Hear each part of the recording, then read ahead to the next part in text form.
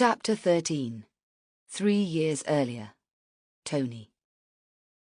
Spurred on by the thoughts of making a fresh start, I buckled down for the next couple of days, getting lots of boxes and bags unpacked, and managing to get most of the stuff downstairs put away, or at least relocated into the correct rooms.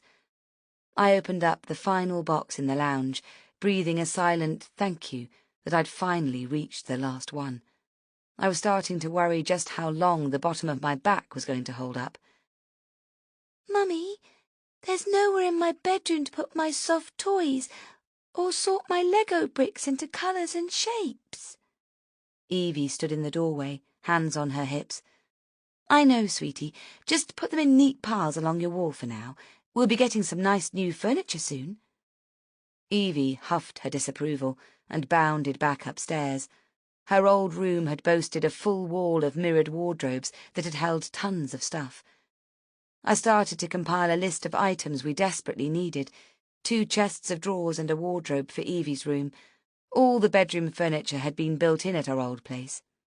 We needed a coffee table and rug for the lounge because I'd foolishly managed to ruin both with hot wax by knocking over a burning candle just before we left. New curtains, blinds for the kitchen. Depressingly, the list went on and on. I ended up pushing my pen and paper into the cutlery drawer and trying to forget about how I was ever going to afford everything. If I could get the job at the property agency, then what we needed would follow, but if not, then I didn't really want to think about it.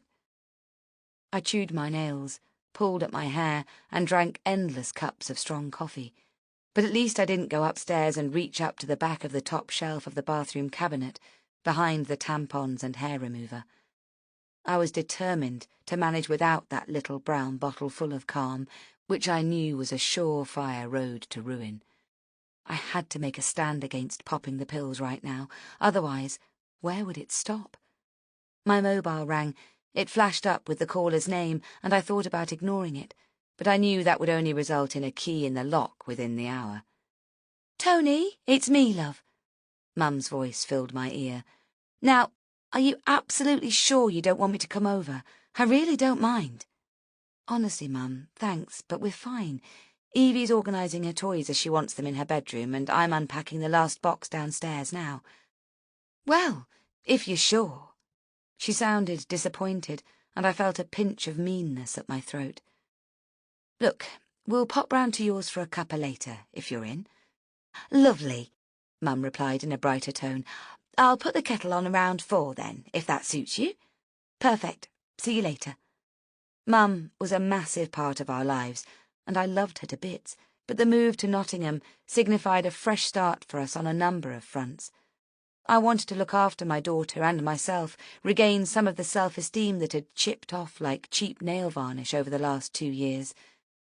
Every time I thought about the money Mum had stumped up periodically to help us out, a hot flush crept up into my neck and face. At 35 years old, I needed to be able to support myself and my daughter.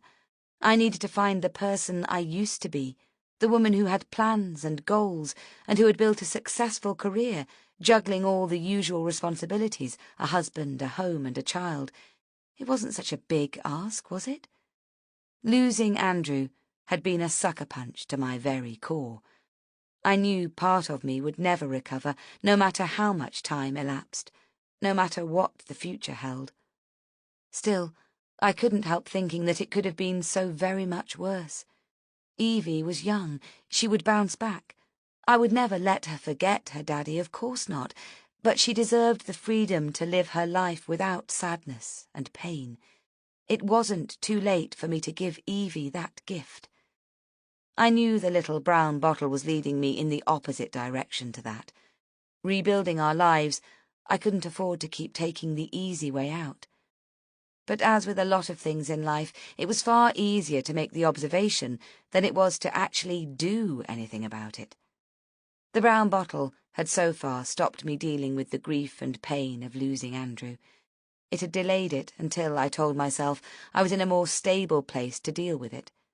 Mum was another crutch I knew I had to wean myself from overusing. It wasn't fair on her, for one thing. I knew she constantly worried about Evie and I, and that she felt obliged to help out in ways she shouldn't have to do. I thought again about the property agency job, and a swell of hope rose inside me. It was the closing date tomorrow, so if I wanted to go ahead, I had to make certain to get my application completed and submitted in good time. Mum's free childcare was an integral part of me working, and I couldn't really get away from that fact. But I'd noticed that Evie's behaviour had worsened since she'd been spending more time with her nanny. Discipline was a word Mum didn't understand when it came to her beloved granddaughter, although she'd never had a problem being strict when I was growing up at home. Dad had been the soft one, always getting himself into trouble with Mum for winking at me when she was telling me off, or sneaking snacks and comics up to my room when I'd been banished upstairs for insolence or something similar. But we lost Dad after the second heart attack, and Mum became even stricter then. "It's for your own good, Tony," she'd lecture me when I complained about having to get a paper round for pocket money, or keep my bedroom ridiculously tidy compared to the state of all my teenage friends' rooms. "I want you to have a good life, be financially independent and not struggle like I'm doing, now your dad's gone." I sighed and walked into the lounge to get the last of the toiletries out of the box. How utterly ironic I'd ended up just the opposite of Mum's vision for me. But not for much longer, I promised myself. I was going to make this new start count, and an undeniably important first step in my plan was to get myself a job.